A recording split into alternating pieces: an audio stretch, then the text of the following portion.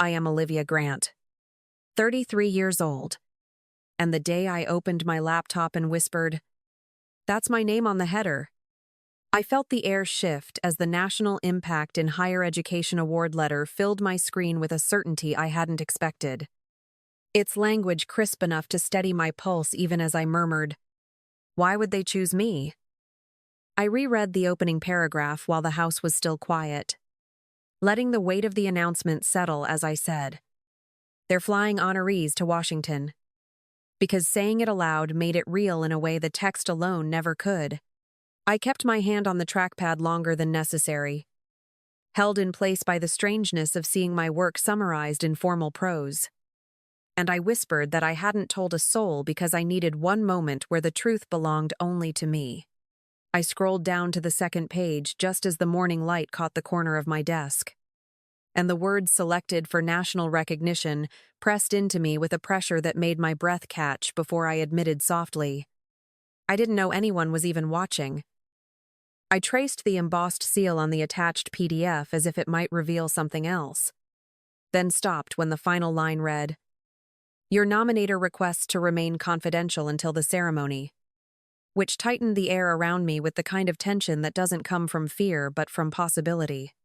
I leaned back in my chair, letting the room settle while my voice dropped to a whisper saying, "Someone signed their name to this, and I'm not allowed to know who." A question that changed everything the moment it surfaced. My phone buzzed beside me and I answered with a quiet, "Hey, Mason. Give me a second." As I minimized the letter and tried to steady my voice enough to sound normal, he asked if I was already on campus. But I told him I'd just received something unexpected.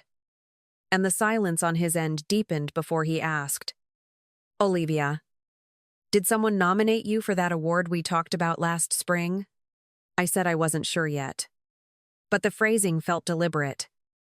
And he exhaled hard as he told me recognition at that level never arrived by accident.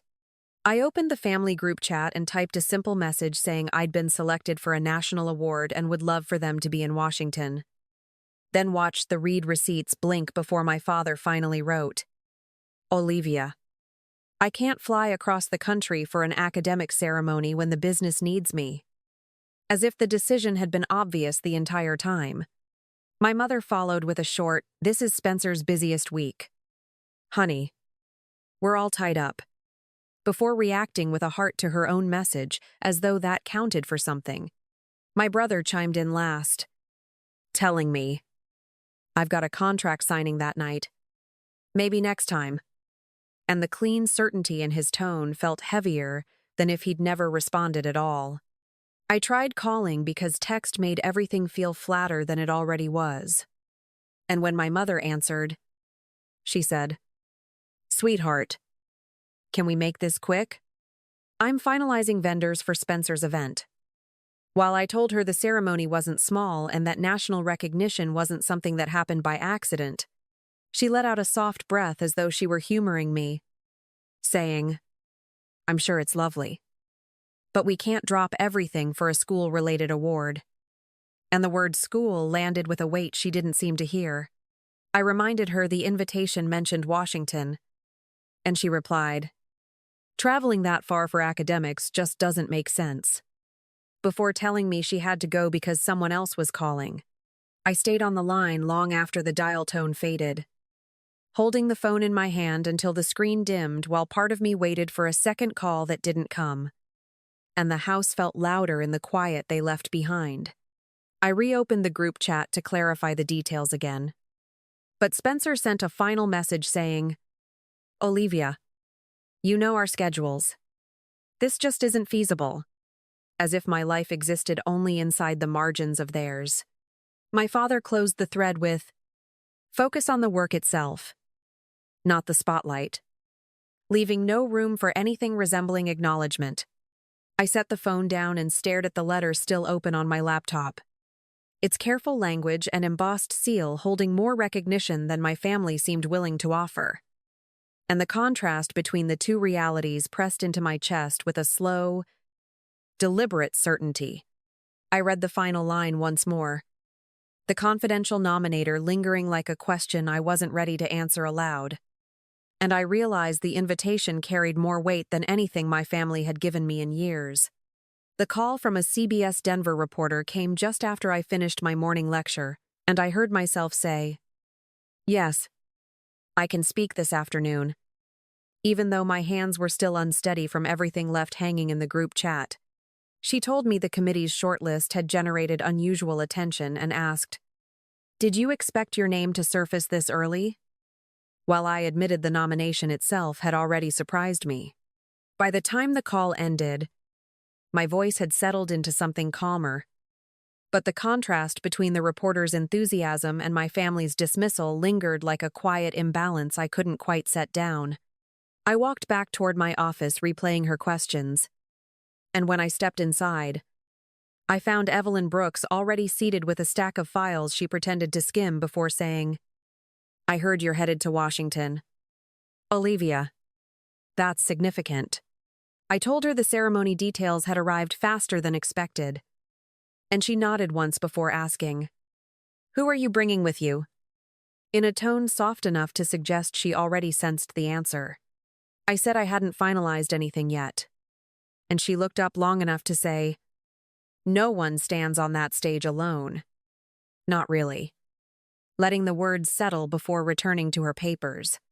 I sat across from her, unsure why her presence felt tied to the letter in a way I couldn't name. And she broke the silence by asking, "Did the invitation mention anything unusual?" As though she were prompting me toward something I'd overlooked.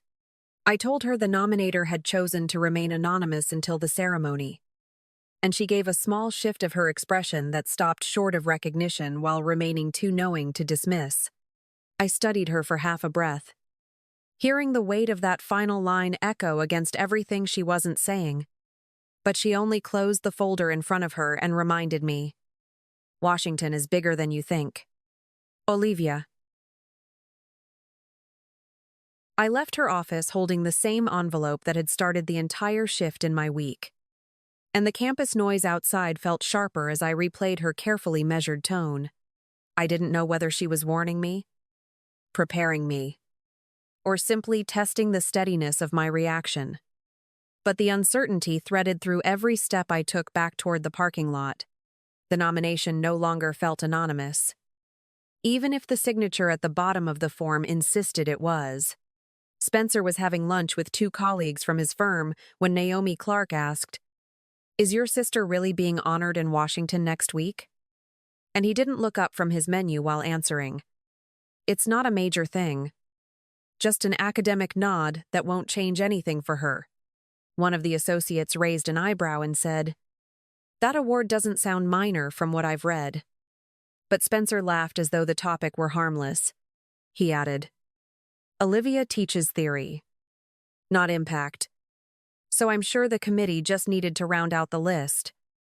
Letting the words drift across the table with a confidence that didn't hesitate, Naomi set her fork down long enough to ask, "Did she tell you what the selection process is actually like?" And Spencer shrugged as he replied, "She always makes her work sound complicated, but it's the same cycle every year." Another colleague shifted in her seat and said, "You don't think her research matters?" Giving him an out he didn't take. He leaned back and said, "I think she's good at what she does. But this kind of recognition is usually symbolic, not substantive." Matching the dismissiveness that had threaded through his earlier messages to me, Naomi pressed gently, asking, "So you're not attending the ceremony?" And Spencer waved his hand while saying, "I can't postpone a contract signing for something that won't have real-world stakes." The associate beside him said, "But it's national press." "Spencer, that affects reputation."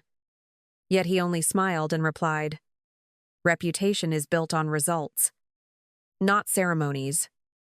Naomi glanced at her phone as if committing his phrasing to memory, and the table fell briefly quiet under the weight of what he had just confirmed out loud. When the lunch wrapped, Spencer returned to his office without realizing how sharply those comments contrasted with the coverage already building around the award.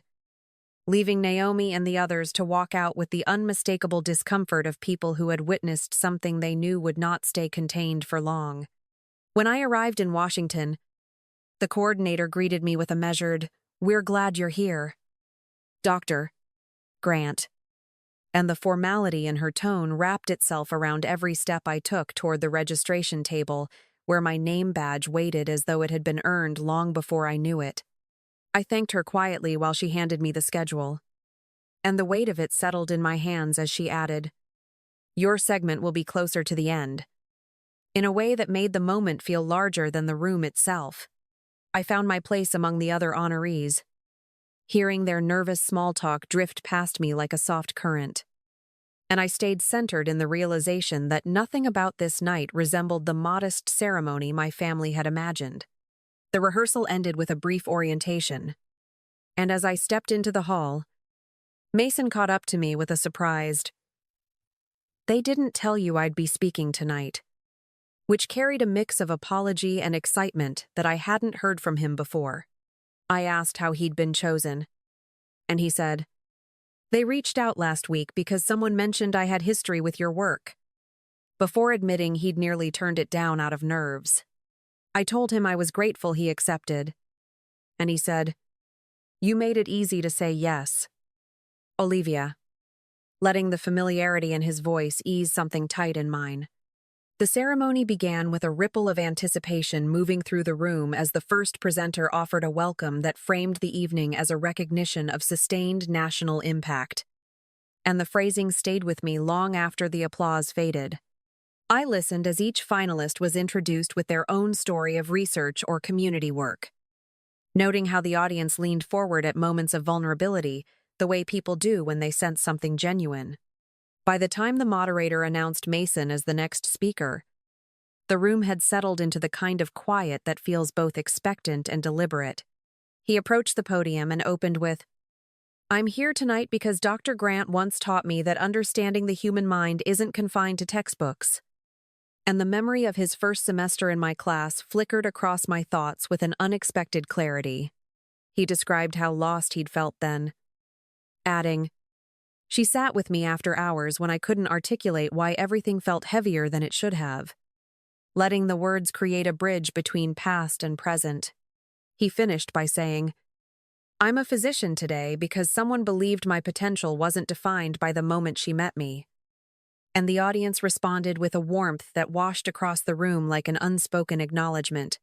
When the moderator called my name as the recipient of the national award, I stood and felt the air shift as though the night itself had been waiting for that moment. And Mason's expression from the front row steadied the rush of emotion rising in my chest. I walked toward the stage carrying every silence I had endured and every student who had shaped my work, knowing the recognition belonged to something larger than a single accomplishment. The applause followed me up the final steps, threading through the hall with a certainty that made the entire journey feel suddenly, undeniably real. I had barely returned to my hotel room when Naomi's post began circulating, and the first line read, "For anyone celebrating Dr. Grant's national recognition, here's what her own brother said about her work today," followed by the exact quotes he'd offered over lunch. Comments poured in beneath it as one colleague wrote, "Hard to imagine dismissing your sister's impact like that," while another replied, "It says more about him than about her," capturing a shift that was already growing beyond the original thread. By the time I finished reading, my phone started vibrating with a call from Spencer that I let ring until it stopped because I wasn't ready to hear the tone he would use to undo what he had so casually created. Messages followed one after another as he wrote, "Olivia, this is getting blown way out of proportion." And the next one added, "Can you help clarify something before this hits partners?" Phrased with an urgency that hadn't existed when he'd dismissed everything I told him earlier.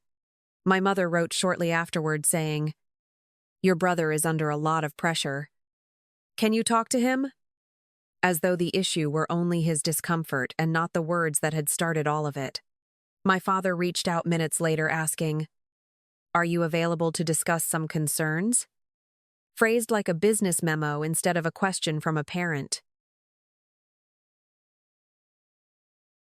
I muted the thread and set the phone aside long enough to breathe. And when another alert flashed across the screen, it was a headline from a Denver outlet quoting Naomi's post without embellishment. The article noted that the comments came on the same day the award was announced. And the timing alone carried a weight I didn't need to explain. I closed the notification and let the room fall quiet, aware that everything unfolding in Colorado was no longer something I needed to manage or correct. The town hall had just begun when I stepped onto the stage to introduce my research. And the murmurs in the room shifted the moment I saw my parents and Spencer slip into the back row while my father called out softly, "Olivia, we need a private word before this starts." As if the timing were negotiable. I told him, "There's nothing to discuss outside this room," keeping my voice steady enough that a few students glanced between us before my mother whispered, "We didn't realize things would escalate like this." I answered her by saying, "The article didn't escalate anything, it only repeated what was already said." And the tension that followed folded itself into the space between us. My mother took a small step forward and murmured, "We want to make this right." "Sweetheart?" But the phrase felt practiced in a way that made my reply come without hesitation as I told her, "You can't fix this with sentiment. You can only choose to respect what you dismissed." Spencer tried to interject with, "These posts don't reflect who I am." But I reminded him, "They reflect exactly what you said." And the silence that followed settled like a boundary he hadn't expected to encounter. My father cleared his throat as though reclaiming the floor and said, "Let's not make a public spectacle." To which I replied, "Your concern about spectacle is the reason we're standing here." I moved a few steps closer to the lectern because the audience was waiting. And when my mother said, "We're trying, Olivia," I met her eyes long enough to say, "Trying isn't the same as understanding." Letting the words settle without inviting another excuse. Spencer's voice thinned as he said, "If you wanted us there, you could have pushed harder." And the simplicity of his remark sharpened my response when I told him, "I shouldn't have to convince my own family to care."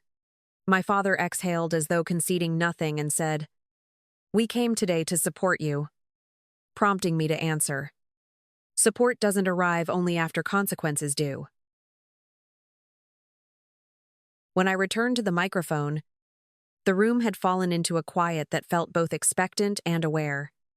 And I said, "If you want a place in my life, it has to be with respect, not remorse, born out of public pressure."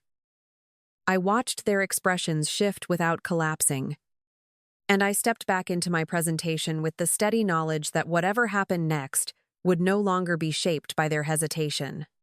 The audience listened as I began speaking again, and my family's presence faded into the background like the last echo of a weight I finally set down. After the town hall ended, I stepped outside and let the cool air settle around me while Spencer said behind me, "We didn't realize how far this had gone." His voice softer than it had been in months. I told him, "I don't need apologies that arrive only after damage is public." And the stillness that followed made it clear he understood there was nothing more to negotiate. When they walked away without another word, I stayed where I was long enough to feel the quiet expand into something steadier, carrying the kind of peace that comes from choosing a life I no longer needed them to validate. As I close this chapter, I want to say thank you for staying with me through every moment that shaped it into something honest. If any part of my story echoed something in your own life, I hope it brought you a sense of steadiness.